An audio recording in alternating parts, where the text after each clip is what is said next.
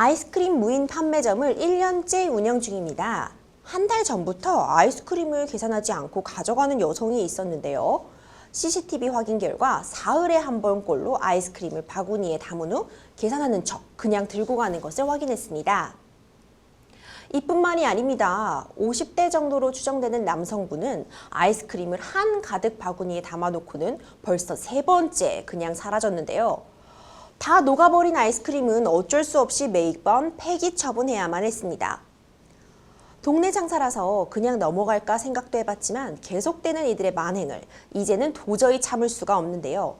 법적으로 해결하고 싶은데 상담 부탁드려요. 이런 사연이 접수가 되었군요.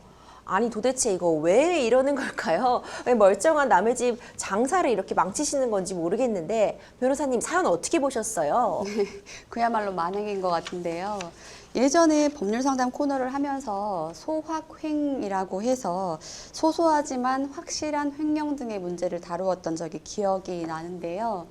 당시에도 횡령이나 절도 피해 금액이 아주 소액임을 이용한 범죄가 기승을 한다는 내용이어서 일단 그때의 상담 내용이 좀 떠오르고요.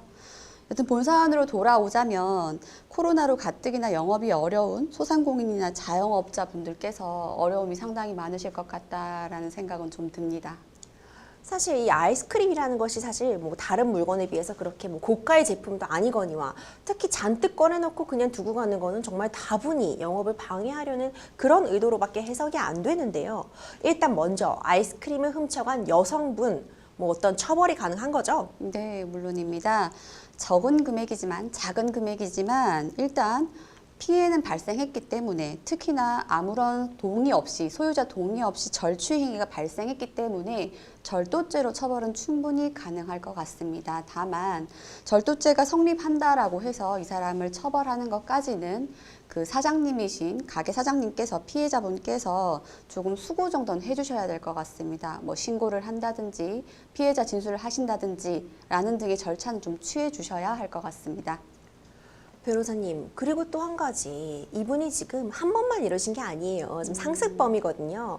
이 부분에 대해서 결국 뭐 처벌도 처벌이거니와 변호사님이 말씀 주신 것처럼 뭐 신고를 한다거나 이런 부분도 있어야겠지만 결국 그 손해배상을 받으셔야 하잖아요. 뭐 어느 정도까지 손해배상 가능할까요? 예, 물론입니다.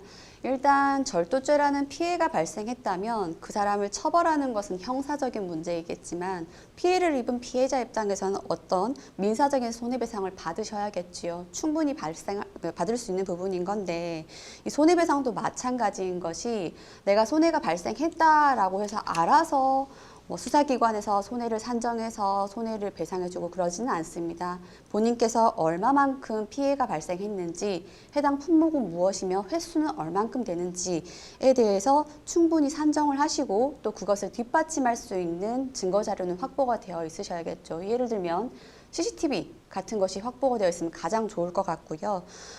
만약에 이러한 입증이 어렵다라고 하면은 입증된 만큼에 대해서 손해를 배상받으실 수 있다라고 보시면 될 것 같습니다. 변호사님 말씀 주신 것처럼 결국 입증의 문제가 좀 중요하게 되겠네요. 아무래도 CCTV 같은 건 확보가 되신 것 같으니까 이 부분 좀 배상을 받으셨으면 좋겠습니다. 그리고 또 사연에서 보면 저는 이 남성분 정말 이해가 가지가 않아요. 왜 아이스크림을 방치해놓고 떠난 건가요? 이 경우 뭐 어떤 죄로 처벌이 될 수 있을까요? 예, 여성분에 이어서 남성분은 정말 점입가경인데요. 일단은 이분은 물건을 가지고 간 것으로까지 파악은 되지 않아요. 가령 아이스크림 냉장고가 있다면 그 위에 상당한 아이스크림을 놓고 방치한 채 가버린 것 같으니까 점유를 그냥 완전히 배제했다라고까지 보기는 어려운데 다만 상당한 아이스크림을 못 먹도록 만들었다. 이걸 좀 어려운 말로 표현하자면은 효용을 해하였다라고 보아야 할 것 같은데 이러한 경우에는 절도보다는 손괴죄의 성립이 가능할 것 같으며 상당한 형으로도 처벌이 가능할 것 같습니다.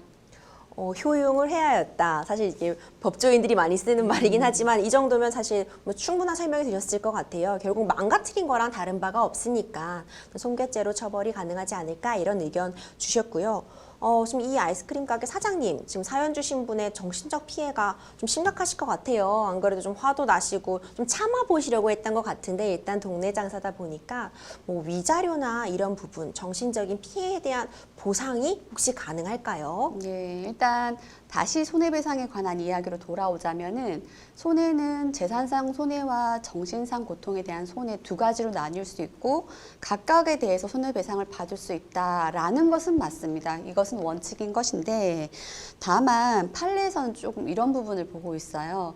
재산상 손해로 인하여 발생한 정신상 고통 같은 경우에는 일단 재산상 손해가 배상이 이루어졌다면은 정신상 고통까지 자연스럽게 치유가 된 것으로 보고 재산상 손해가 배상되었음에도 불구하고 치유가 되지 않았다라고 하면은 그 특별한 사정을 입증해야만 추가 위자료까지 받을 수 있도록 하고 있는 부분이 있거든요. 따라서 재산상 손해가 다 배상되었음에도 불구하고 정신상 고통까지 있다라고 하신다라면은 그 부분에 대해서 추가로 입증은 좀 필요할 것 같습니다. 결국 또 변호사님 말씀해 주신 것처럼 입증이 좀 주요한 키포인트가 되겠네요. 지금 이 사연자분 결국 뭐 소송까지 가시게 된다면 앞서 정리해 주셨지만 어떤 부분 준비하면 좋을지 마지막으로 한번 정리해 주세요. 네, 일단은 CCTV 등의 증거자료 확보가 가장 먼저 시급할 것 같습니다. 특히나 사건이 발생한 직후에 CCTV가 남아있는 것과 시간이 지난 다음에 CCTV가 남아있는 것은 상당히 다르다는 건 우리 일반적인 관념으로도 알고 있죠. 따라서 빠르게 CCTV를 확보하는 것이 좋을 것 같고요. 그렇게 증거자료가 확보가 된다면은 피해자분 스스로 피해 품목과 피해 횟수를 좀 특정함으로써 수사기관께서 피해 금액을 산정할 수 있도록 좀 도움을 주셔야 할 것 같습니다. 따라서 피해 품목과 횟수를 특정해서 정리하시는 것도 필요할 것 같습니다. 변호사님 정리해 주신 것처럼 좀 입증 부분 잘 대비하셔서 그래도 소송에서 받으신 피해에 대해서는 좀 모조리 다 배상을 받으셨으면 하는 그런 바람입니다.